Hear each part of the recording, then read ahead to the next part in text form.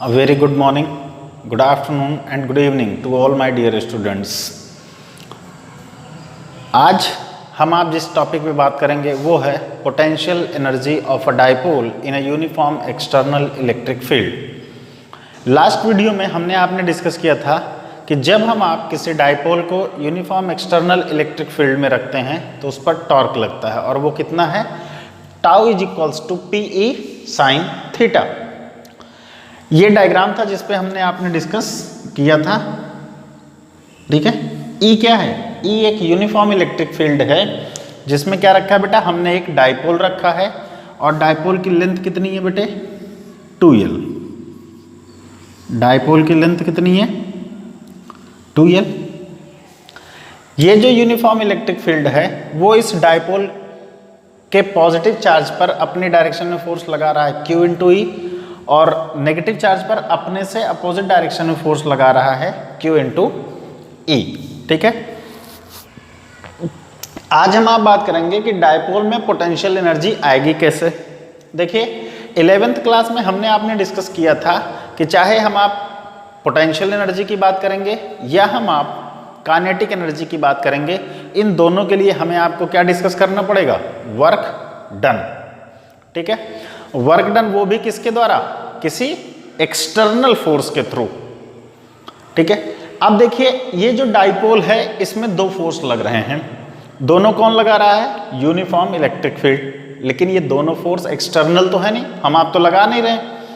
और ये दोनों फोर्स कर क्या रहे हैं, ये दोनों फोर्स इस डाइपोल को क्लॉकवाइज डायरेक्शन में घुमाने की टेंडेंसी शो कर रहे हैं। These couple of forces are trying to rotate the dipole in clockwise direction। अब क्या करें, अब हम आप कुछ ऐसा करें या कोई एक्सटर्नल फोर्स लगा दें।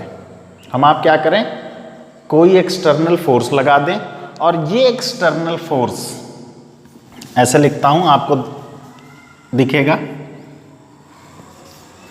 F external. ये जो एक्सटर्नल फोर्स है, इस एक्सटर्नल फोर्स की हेल्प से इस डाइपोल को क्लॉकवाइज के बजाय एंटी क्लॉकवाइज डायरेक्शन में घुमाएं, ठीक है। तो डाइपोल को क्लॉकवाइज में घूम रहा था, हम आप एंटी क्लॉकवाइज डायरेक्शन में ले जाने की कोशिश कर रहे हैं, किसके थ्रू, एक्सटर्नल फोर्स के थ्रू। फोर्स लगा रहे हैं, इसको एंटी क्लॉकवाइज डायरेक्शन में रोटेट भी कराएंगे, इसका मतलब है कि इसको डिस्प्लेस कराएंगे, डिस्प्लेसमेंट होगा तो हमें क्या मिल जाएगा, वर्क डन। और वही वर्क डन किस फॉर्म में स्टोर हो जाएगा, पोटेंशियल एनर्जी के फॉर्म में। तो डेफिनेशन सुन लीजिए, the amount of work done, the amount of work done in rotating the dipole opposite to the direction of torque will store in the form of potential energy. किसी भी dipole को torque की opposite direction में घुमाने में जो work done होगा वो किस फॉर्म में स्टोर हो जाएगा, पोटेंशियल एनर्जी के फॉर्म में स्टोर हो जाएगा। हम क्या करेंगे, हम इस डाइपोल को किसी एंगल θ1 से किसी एंगल θ2 तक एंटी क्लॉकवाइज डायरेक्शन में रोटेट कराएंगे। We are trying to rotate this dipole from θ1 to θ2 in the anti clockwise direction और opposite to the direction of torque. अब देखिए इस डाइपोल को टॉर्क की अपोजिट डायरेक्शन में घुमाने के लिए मिनिमम कितना फोर्स लगाना पड़ेगा, पी ई साइन थीटा के बराबर। अब ऐसा तो है नहीं कि हम आप इस डाइपोल को डायरेक्टली θ1 से θ2 तक घुमा देंगे, इस डाइपोल को तो धीरे धीरे घुमाएंगे, पक्की बात है ना, ये बहुत धीरे समझने वाली बात है। तो पहले तो किसी एंगल दी थीटा से रोटेट कराएंगे, पक्का बोलो भाई, समझ में आ रहा है ना। पहले किसी एंगल किससे रोटेट कराएंगे, डी थीटा। डी थीटा मतलब स्मॉल डिस्प्लेसमेंट, और अगर डिस्प्लेसमेंट स्मॉल है तो वर्क डन भी स्मॉल होगा।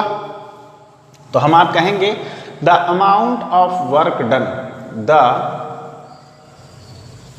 Amount of work done in rotating the dipole, the amount of work done in rotating the dipole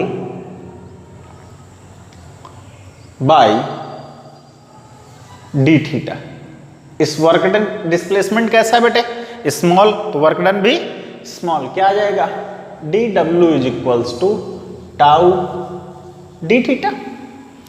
tau का वैल्यू कितना है, पीई साइन थीटा, यहां पे रख दो आप, तो क्या मिल जाएगा, D W is equals to PE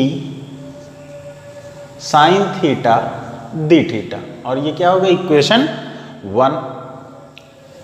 ये जो वर्क डन आया बेटे, ये कौन सा वर्क डन है, डी डब्ल्यू, मतलब ये वह वर्क डन है जिसको करने पर डायपोल कितना डिस्प्लेस हो गया, डी थीटा। किधर, टॉर्क की अपोजिट डायरेक्शन में। और हमने क्या करना है, डायपोल को कहां से कहां तक घुमाना है, थीटा 1 से लेकर के थीटा 2 तक। तो अब क्या कहेंगे, now the total amount of work done, now the total amount of work done क्या करने में, in rotating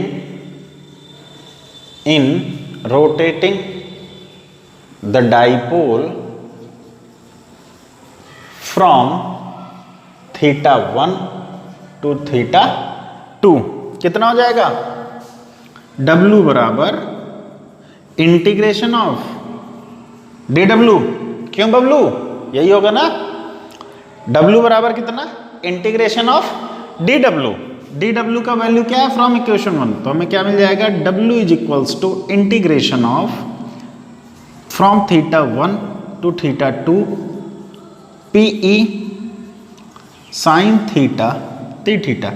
P और E दोनों टर्म कांस्टेंट है, बाहर आ जाएंगे, तो W इज इक्वल्स टू कितना आया, PE integration theta 1 to theta 2 sine theta D theta.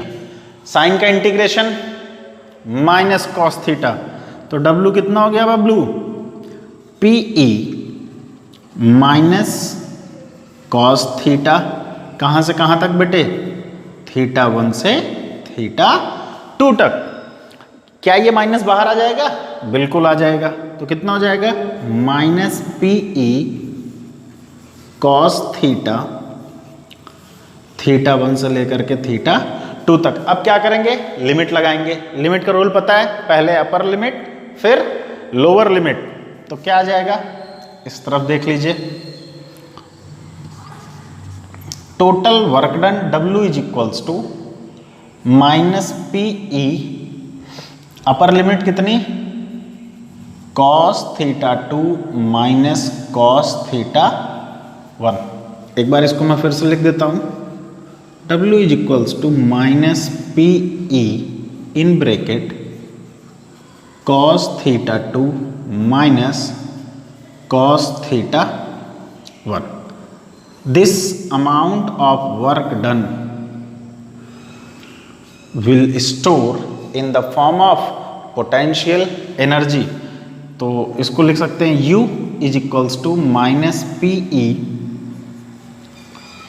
Cos theta 2 minus cos theta 1, ऐसे। या इस माइनस को बेटे अंदर ले चलते हैं, तो क्या हो जाएगा, U is equals to PE, minus अंदर ले जाएंगे तो पोजीशन चेंज हो जाएगी, तो हमें आपको क्या मिलेगा, cos theta 1 minus cos theta 2।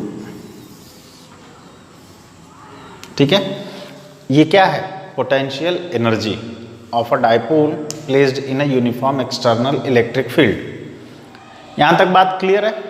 अगर क्लियर है तो इसका क्या लेना है साहब, आपको स्क्रीन शॉट। आप इसका क्या ले लीजिए, स्क्रीन शॉट ले लीजिए। अब देखिए, हमने आपने डिस्कस तो कर लिया और हमारा पोटेंशियल एनर्जी कितना निकल के आया, PE cos theta 1 minus cos theta 2, या U is equals to minus PE cos theta 2 minus cos theta 1। This is the amount of potential energy stored in the dipole in rotating from theta 1 to theta 2 opposite to the direction of torque or anti-clockwise direction। अब यहाँ पे कुछ special cases आते हैं कि हमने क्या कर रखा है बेटे, हमने इस डाइपोल को 90 डिग्री पर रखा था, मतलब इनिशियल एंगल कितना था इनिशियल एंगल कितना था बेटे 90 डिग्री। यहां पर केस आएगा कि when the dipole is placed when the dipole is placed perpendicular to E। जब डाइपोल को क्या किया इलेक्ट्रिक फील्ड के परपेंडिकुलर में रखा है, मतलब इलेक्ट्रिक फील्ड इधर और डाइपोल इधर, ये 90 डिग्री का एंगल समझ में आ रहा है। कितना एंगल हो गया 90 डिग्री। तो बेटा क्या हो जाएगा theta 1 is equals to 90 degree and theta 2 is equals to theta, किसी आर्बिट्रेरी एंगल थीटा। थीटा 1 क्या हो गया 90 डिग्री और थीटा 2 कितना हो गया कोई जनरल एंगल थीटा। अब इस इक्वेशन में चाहे यहाँ हम क्या करेंगे, थीटा 1 को कितना रखना है 90 डिग्री और थीटा 2 को कितना रखना है कोई नॉर्मल एंगल थीटा। तो क्या हो जाएगा यहाँ देख लीजिए, यहीं देखिए आप, u इज इक्वल्स टू कितना आ गया थीटा 1 रख दिए 90, cos 90 की वैल्यू बोलो भाई 0, ठीक है। तो थीटा 1 हो गया 0, तो u कितना आ गया pe cos थीटा, ठीक है। इस इक्वेशन से इस इक्वेशन पे चलिए, थीटा 1 को कितना रखना है बोलो भाई, थीटा 1 रखना है 90, cos 90 की वैल्यू 0 और थीटा 2 कितना रखना है थीटा, तब u कितना आ जाएगा minus pe cos theta, u कितना आ जाएगा माइनस pe cos थीटा। आप ऐसे देख लीजिए u कितना आ गया बेटे माइनस pe cos थीटा, ठीक है। अब आप इसका पूरा स्क्रीनशॉट ले लीजिए, यही है amount of work done which will store in the form of potential energy, ठीक है।